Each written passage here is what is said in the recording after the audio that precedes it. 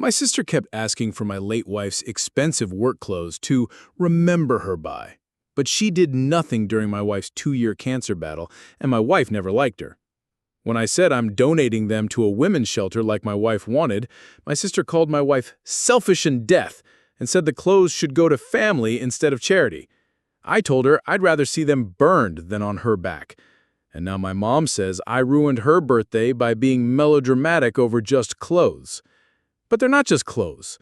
They're pieces of my wife's soul, fragments of the woman I loved more than life itself.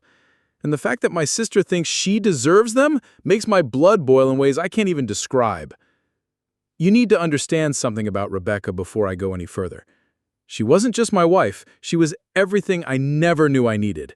She wasn't just beautiful on the outside, though she was absolutely stunning. She was beautiful on the inside, too. She had this way of making everyone around her feel important, like they mattered. She was a corporate lawyer and mediator, and she was damn good at her job. She worked with women who were going through divorces, custody battles, and workplace discrimination. She didn't just see them as clients. She saw them as human beings who deserved dignity and respect. Rebecca's closet was like a treasure chest.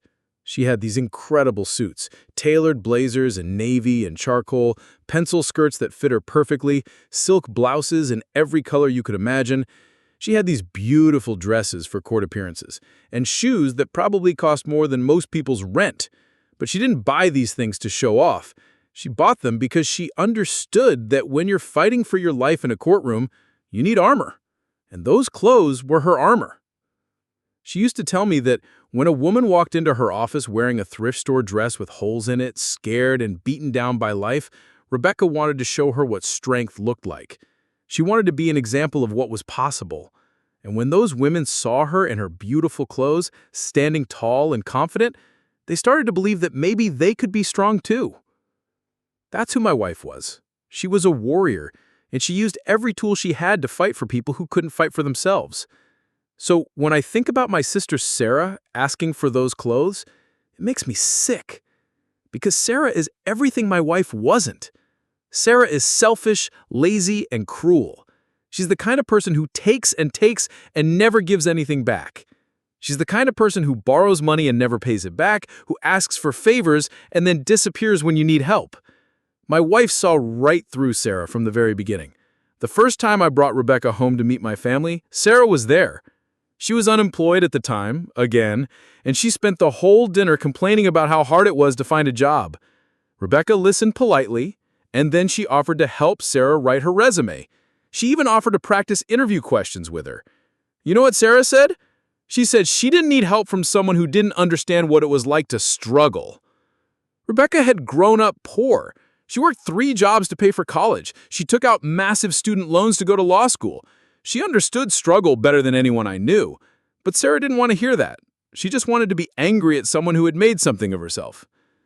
That was the beginning of the end for any relationship between my wife and my sister. Rebecca tried to be polite at family gatherings, but Sarah always found ways to make little digs at her. She'd make comments about Rebecca's clothes, saying things like, "Must be nice to afford designer labels," or, "I guess some people have money to burn." She'd roll her eyes when Rebecca talked about her work, like helping abuse victims was some kind of joke. Rebecca never responded to these attacks. She had too much class for that. But I could see it hurt her. She'd get quiet on the drive home, and I'd know that Sarah had gotten under her skin again. I started dreading family gatherings because I knew Sarah would find some way to make my wife uncomfortable. Things got worse when Rebecca and I got married. Sarah wasn't happy that I was getting married before she was. She made snide comments about the wedding, the dress, the venue. She showed up late to the ceremony and left early from the reception. She didn't even bother to give us a wedding gift. Not that we needed one, but it's the thought that counts, right? After that, Rebecca and I started spending less time with my family. We'd show up for the big holidays, but we'd leave early. We'd make excuses not to go to birthday parties or casual get-togethers. It wasn't worth the stress. Rebecca had enough to deal with at work without having to deal with Sarah's nastiness at home. But then everything changed. 3 years ago, Rebecca started feeling tired all the time. She thought it was just stress from work, but I convinced her to go to the doctor. They ran some tests, and then they ran more tests, And then they sat us down in a sterile white room and told us that my wife had ovarian cancer. Stage 3. The words hit me like a punch to the gut. Rebecca just sat there completely still, like she was trying to process what the doctor was saying. I grabbed her hand and it was ice cold. The doctor kept talking about treatment options and survival rates, but all I could think about was how unfair this was. Rebecca was only 34 years old. She ate healthy, she exercised, she didn't smoke or drink much. How could this happen to her? The next 2 years were the hardest of my life. Rebecca was so brave, so much braver than I could ever be. She went through chemotherapy, radiation, surgery, more chemotherapy. She lost her beautiful hair, she lost weight. She was constantly nauseous and exhausted, but she never complained. She never asked why me. She just kept fighting. I took time off work to take care of her. I drove her to every appointment, I held her hand during every treatment, I cleaned up when she was too sick to take care of herself. I watched the strongest woman I knew become fragile and weak, and it broke my heart every single day. And where was my family during all this? Where was Sarah? Nowhere. They were absolutely nowhere. My mom called sometimes, but she never came to visit. She always had some excuse. Work was busy, she was feeling under the weather, she had other plans. Sarah was even worse. She barely acknowledged that Rebecca was sick. She'd send the occasional text message asking how things were going, but she never offered to help. She never came to the hospital. She never brought us food or offered to clean our house or do our laundry. I remember one particularly bad week when Rebecca was in the hospital after a surgery that went wrong. She was in so much pain, and I hadn't left her side in 3 days. I was exhausted and scared, and I called my mom crying. I asked if she or Sarah could come help out, maybe bring us some food, or just sit with Rebecca so I could go home and shower. You know what my mom said? She said they were both busy that week, but she'd pray for us. Pray for us. Like that was going to cure cancer or make Rebecca's pain go away? I was so angry I hung up on her. Rebecca heard the whole conversation, and she just looked at me with these sad, tired eyes and said, "It's okay, honey. We don't need them. We have each other." But I needed them. I needed my family to show up for the woman I loved. I needed my sister to put aside her petty jealousy and be there for us. I needed my mom to act like a grandmother who cared about her daughter-in-law. But they didn't. They abandoned us when we needed them most. The last 6 months of Rebecca's life were absolute hell. The cancer had spread everywhere, and the doctors ran out of options. She was in constant pain, and there was nothing I could do to help her. I watched her waste away, and I felt so helpless. I would have given anything to trade places with her, to take her pain away. She died on a Tuesday morning in March. I was holding her hand when she took her last breath. The room was quiet, except for the sound of the machines they'd finally turned off. I sat there for a long time, just looking at her face, trying to memorize every detail. She looked peaceful for the first time in months. The funeral was small. Rebecca didn't have much family left, and most of her friends were people she'd worked with. My mom and Sarah showed up, of course. They sat in the back and cried appropriately. They came to the wake afterward and talked to people about how much they loved Rebecca, how much they'd miss her.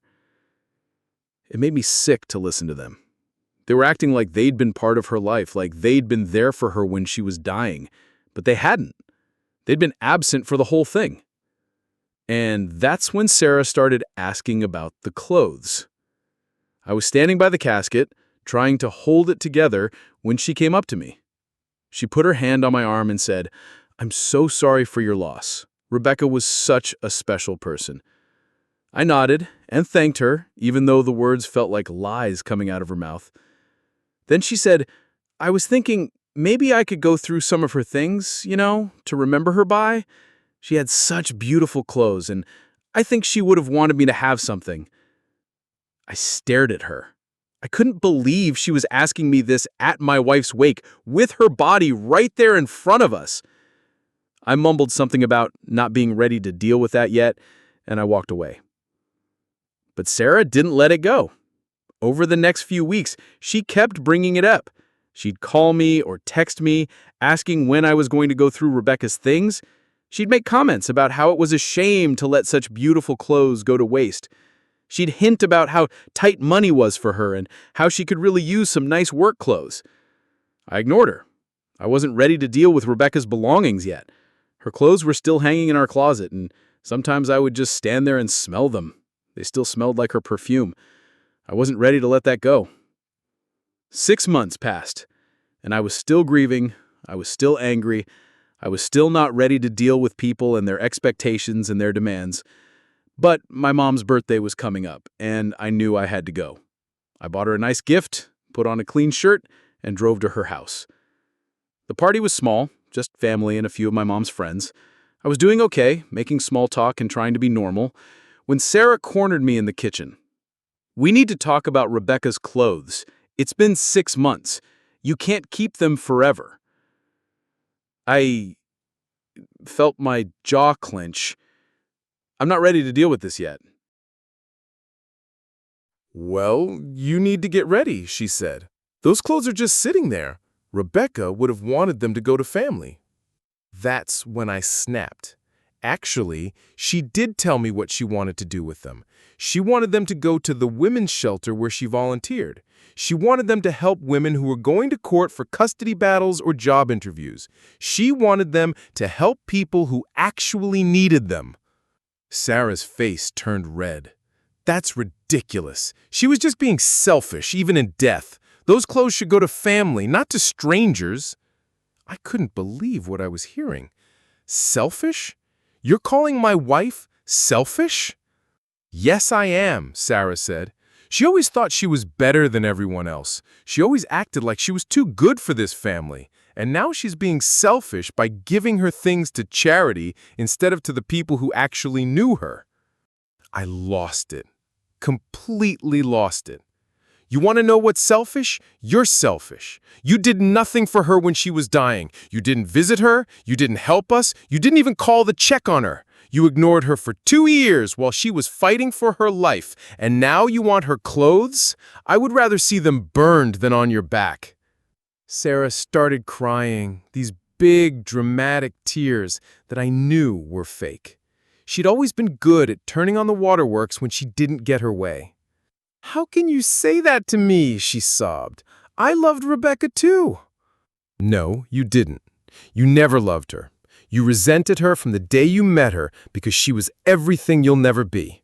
She was successful, she was kind, she was brave. She made something of herself instead of just complaining about how hard life is." That's when my mom came over.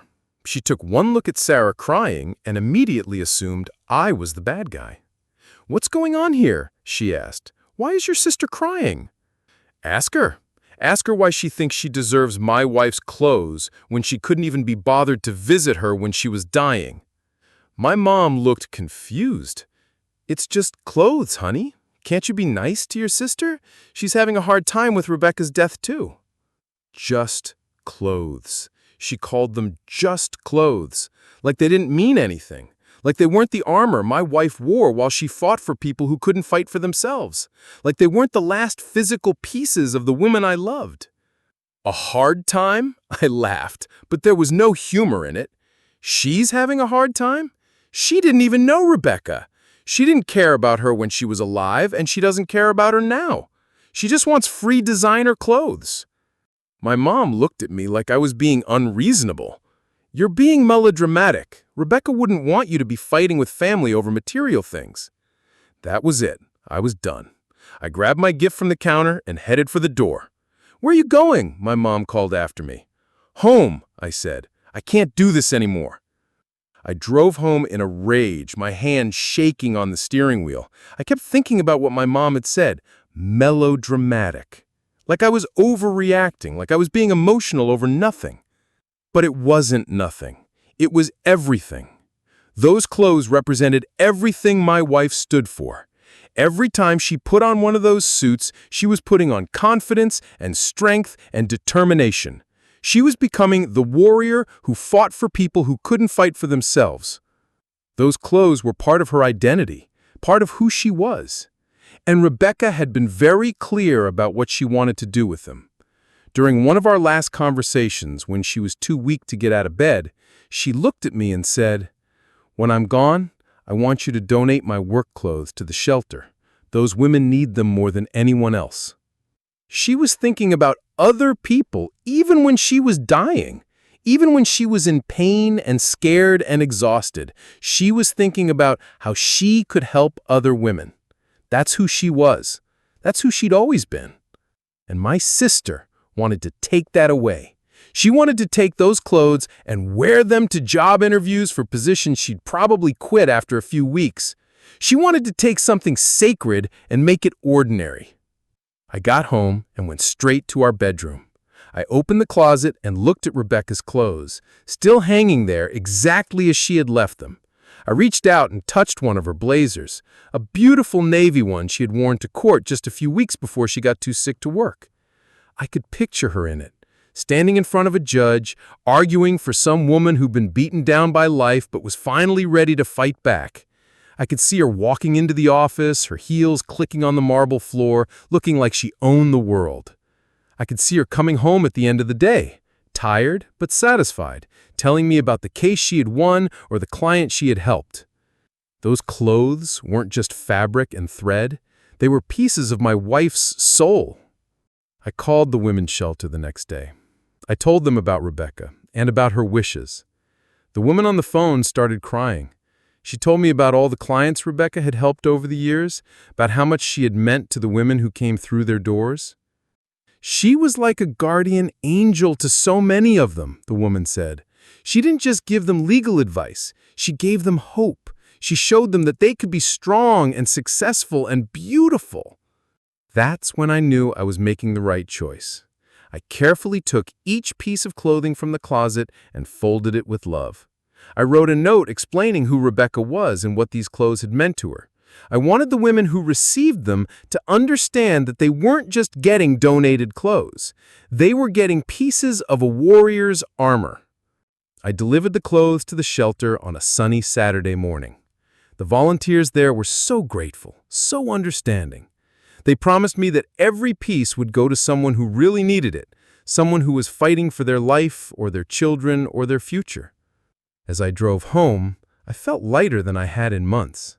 I'd done what Rebecca lighted. I'd honored her memory in the way she would have wanted. I'd made sure that her clothes would continue to help women long after she was gone. But my family didn't see it that way. My mom called me that evening, angry and disappointed. "I can't believe you donated those clothes without giving Sarah a chance to pick out something. She just wanted one or two pieces to remember Rebecca by." Rebecca didn't want to be remembered by Sarah. She wanted to be remembered by the women she helped. She wanted her clothes to continue helping women. "You're being cruel," my mom said. "Sarah loved Rebecca too." "No, she didn't," I said for the second time that week, "and I'm done pretending that she did. I'm done pretending that you both weren't horrible to her when she was alive. I'm done pretending that you have any right to her things now that she's dead." My mom was quiet for a long moment. Then she said, "I think you need to get some help. You're not thinking clearly." I hung up on her. It's been a month since I donated the clothes, and I haven't spoken to my family since. They keep calling and texting, telling me I'm being unreasonable, telling me I'm hurting people who love me, but I don't care anymore. I'm done with their manipulation and their selfishness and their fake concern.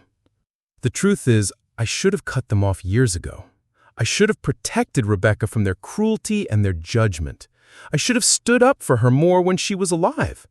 I should have told Sarah to shut up when she made her nasty comments. I should have told my mom that her behavior was unacceptable. But I was trying to keep the peace. I was trying to be a good son and a good brother. I was trying to maintain relationships that were toxic and harmful. And Rebecca paid the price for that. She had to endure years of subtle abuse from people who were supposed to be her family. I won't make that mistake again. I won't let them dishonor her memory. I won't let them take anything else from the woman who gave me everything. Some people might think I'm being too harsh. They might think I should forgive and forget. The family is more important than old grudges. But those people don't understand what it's like to watch the person you love most in the world suffer while your family stands by and does nothing. They don't understand what it's like to have people who claim to love you make demands on your grief. Those clothes are helping women now. They're helping single mothers get jobs so they can support their children. They're helping abuse victims look confident and professional in court. They're helping women who are starting over after their lives fell apart.